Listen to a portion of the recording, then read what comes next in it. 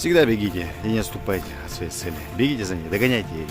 Пытайтесь ее достать, как бы она не ускользала из ваших цепких лап.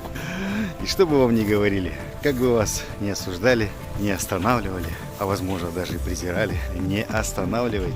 Потому что когда человек устремленный, он несколько отличается тем, что глаза у него горят. А это зависть для других людей.